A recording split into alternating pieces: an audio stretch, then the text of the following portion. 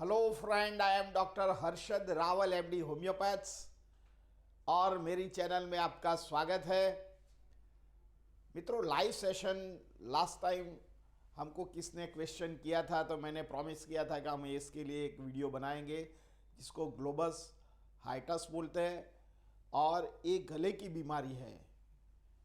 कोई हमारा patient ENT के सर्जन के पास गया था, उन्होंने बोला आपको ग्लोबस हाइटस की बीमारी है। तो ये क्या है, इसका क्या साइन एंड सिम्टम्स है, इसका क्या कॉज है और इसका क्या घरेलू उपचार है और होम्योपैथिक मेडिसिन क्या है, हम बताएंगे। मित्रों, ये जो रोग है जनरली 10 से 15% लोगों को होता है, जिसको गले की बीमारी हो बोलते हैं, या गले में कुछ अटक गया हो, या गले में कुछ खाराश आ गई हो, या गले में कुछ ड्राइनेस फील करता हो और गले में कंटिन्यूस उसको इरिटेशन लगता है। इसको हम ग्लोबस हाइटस बोलते हैं। और अभी भी जिन लोगों को इरिटेशन रहता है तो उनको भय भी लगता है कि क्या मेरे को कोई कोविड का सिम्टम तो नहीं है, कहीं को उसको बार बार गला साफ करना पड़ता है और बार बार गले में इरिटेशन हो जाती है। कई बार इसमें जलन होता है, कई बार कुछ पानी लेने में दिक्कत हो जाती है, कई बार ड्राइनेस फील हो जाता है, कई बार दर्दी को इरिटेशन हो जाता है। ये सो मैनी कॉज है इसके लिए। तो इसके लिए क्या कॉज है और कौन से सिम्टम्स दर्दी को आते हैं और कौन सा होम मेडिसिन है, और होम्योपैथिक के इसके लिए बहुत बहुत अच्छी दवा है और इससे क्योरिंग हो जाता है। तो सबसे पहले मैं जो ग्लोबस हाइटस की बात करता हूँ, तो ये जो गले में खिसखिसाहट की बात करता हूँ, तो सबसे पहले जो कॉज है ये एलर्जिक है।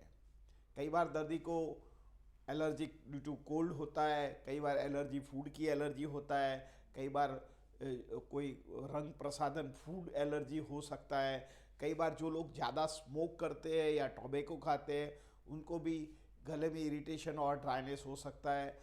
तो सबसे पहला ये एलर्जिक कॉज है। सेकंड थिंग, कई बार हम स्मोक करते हैं या हम कोई अल्कोहल लेते हैं तो इसके ज़रिए भी हमको कई बार ये ड्राइनेस रहने की संभावना रहती है।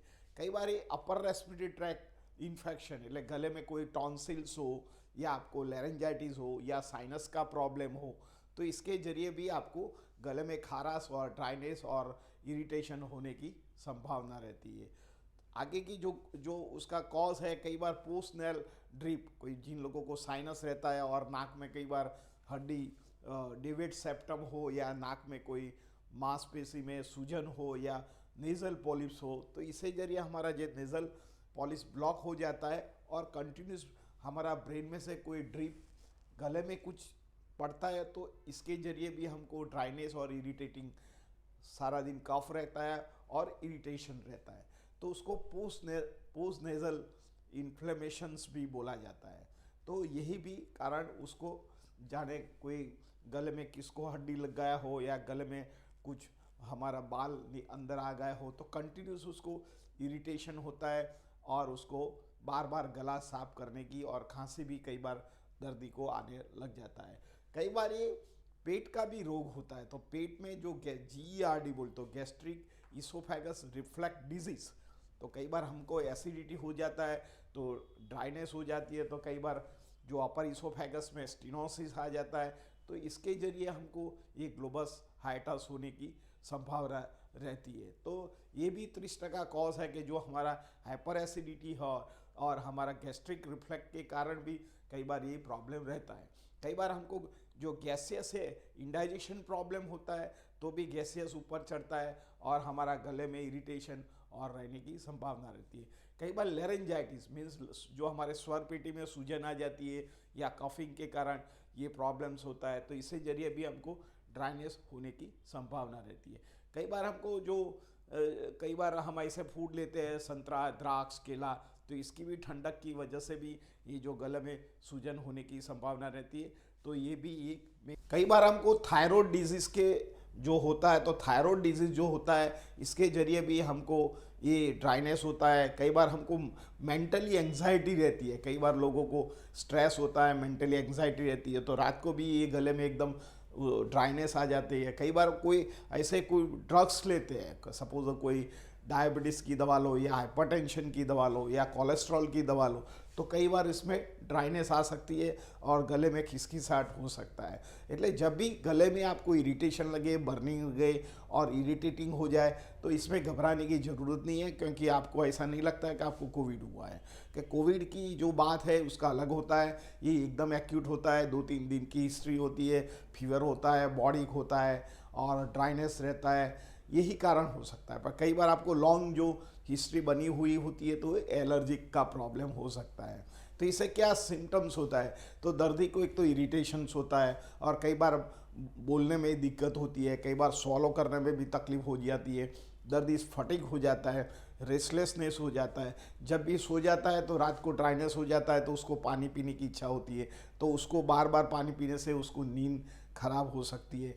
कई बार वो ड्राइनेस कई बार हमारा फूड की वजह से होता है, हम लेट नाइट फूड सो जाते हैं, तो हमारा जो सोने का और फूड खाने का टाइम मिनिमम 4 घंटे जो डिस्टेंस होना चाहिए, क्योंकि ये जो 4 घंटे से हमारा डाइजेशन पूरा हो जाता है। पर कई बार हम लेट खाना खाते हैं और 1-2 घंटे में सो जाते हैं, तो हमको GERD का भी प्रॉब्लम रहता है, तो ये पेट में भी जलन रहता है और गले में भी सारा दिन जलन रहने की संभावना रहती है। तो ऐसी मोटा मोटी ये कारण है। इसमें आप घरेलू कौन सा उपचार कर सकते हैं, तो सबसे पहले एक नमक डाल के माउथ गार्गलिंग कीजिए, सेकंड हल्दी वाला दूध पीजिए।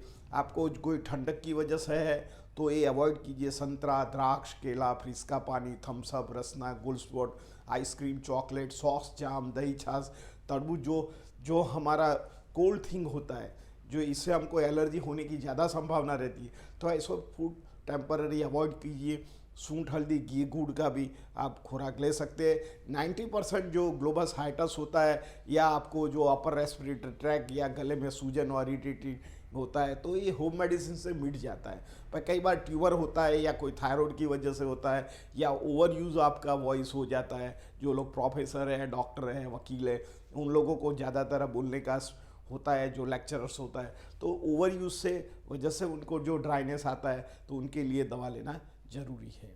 और कोई ट्यूमर होता है तो इससे भी आपको दवा लेना ज़रूरी होता है। पर जो आप होम मेडिसिन करोगे तो जो मोटा मोटी जो एक्यूट प्रॉब्लम्स है वो सबसाइड हो जाता है। इसे आप जो संतरा, द्राक्ष, केला का वो वर्ज कीजिए, हल्दी वाला दूध पीजिए, थोड़ी एक्सरसाइज कीजिए और घर में एक आयुर्वेदिक मुलेठी मिलता है, जो मैं यहाँ पिक्चर में बताता हूँ।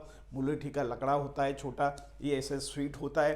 कई बार जो हमारा अपर ने ड्राइनेस होता है, ये पेट की तकलीफ या लीवर की तकलीफ की वजह से होता है, तो ये मुलेठी का जो थोड़ा भी 2-3 इंच का ये लकड़ा लेने का और चूसते रहो, सारे दिन मुंह में रखते रहो, 2-3 महीने तक ये रखोगे तो आपका बॉडी का pH लेवल है ये बैलेंस करता है और नेचुरल है, इसकी कोई हार्म नहीं है। तो आप ये मुलेठी का भी उपयोग कर सकते हैं। ये हमने आपको होम मेडिसिन बताया। और आपको जो होम्योपैथिक दवा लेना चाहते हैं तो मैं आपको 5 जो बेस्ट मेडिसिन है उसका सजेशन करता हूँ। सबसे पहले बेलाडोना दवा है, ये 30 पोटेंसी लेने का। जिसको ड्राइनेस रहता है, कफ इरिटेटिंग रहता है, गले में सूजन रहता है, टॉन्सिलाइटिस रहता है, लो ग्रेड फीवर आ जाते हैं, आँख में जलन हो जाता है, शरीर दुखता है। और जो सेकंड नंबर की दवा है मर्क आयोडाइड, जो लोगों को टॉन्सिल्स का प्रॉब्लम रहता है या लैरिंजाइटिस या फेरेंजाइटिस का प्रॉब्लम रहता है और बार बार गले या मुंह की शिकायत रहती है और आपको पोस्ट नेयर और क्रॉनिक साइनोसाइटिस हो, ये लोगों को काली मर्क आयोडाइड नाम की दवा है, ये 30 पोटेंसी में लेना चाहिए। और साथ में ट्यूबरक्युलिनम 1 डोज हफ्ते में एक बार या 15, जो आपकी उम्र बड़ी होती है तो आप 15 दिन में एक बार ट्यूबरक्युलिनम 1 ले सकते हैं।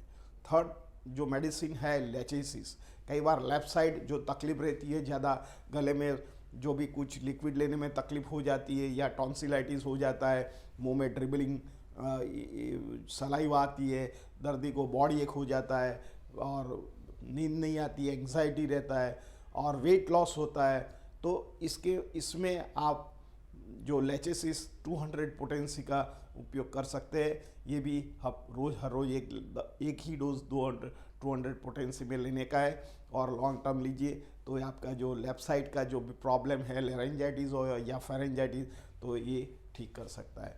कई बार ऐसा होता है कि गले में कुछ अटक गया है और इरिटेटिंग कफ रहता है पर कफ नहीं आता, दर्दी को ज़्यादातर बहुत लंबा खांसी करना पड़ता है, खौं खौं करने से थोड़ा कफ निकले और दर्दी को आराम हो जाता है, और छींके आती है, बॉडी एक हो जाता है, नाक में से पानी आता है, गले में खिसखिस रहता है, पोस्टनर ज़्यादातर मॉर्निंग और चेंज ऑफ वेदर में आ जाता है, तब आपको काली बीज का उपयोग करना चाहिए। कई बार आपको कोल्ड एंड कफ की जो शिकायत रहती है, या ठंडी ऋतु में आपको इरिटेटिंग कफ रहता है, या गले में सूजन रहता है, और आपको बुखार आ जाता है, बॉडी एक हो जाता है, और बार बार आपको वायरल का इन्फेक्शन हो जाता है, इन्फ्लुएंजा इन्फेक्शन हो जाता है, तब आप आर्सेनिक आल्ब का उपयोग कीजिए। आर्सेनिक उनको थोड़ा थोड़ा पानी पीने की इच्छा होती है, तब आप। मित्रों, मेरा ये वीडियो आपको कैसा लगा? अच्छा लगा लाइक कर दीजिए, शेयर कर दीजिए। धन्यवाद। Thank you very much.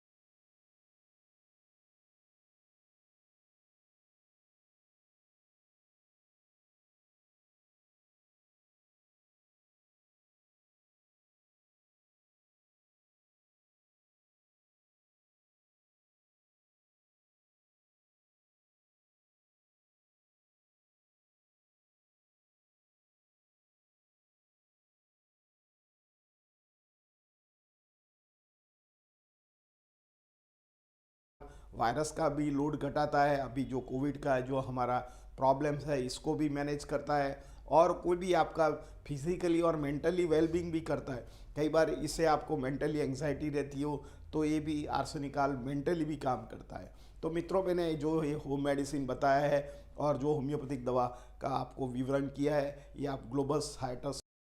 मित्रों, मेरा ये वीडियो आपको कैसा लगा? अच्छा लगा लाइक कर दीजिए, शेयर कर दीजिए। धन्यवाद। Thank you very much.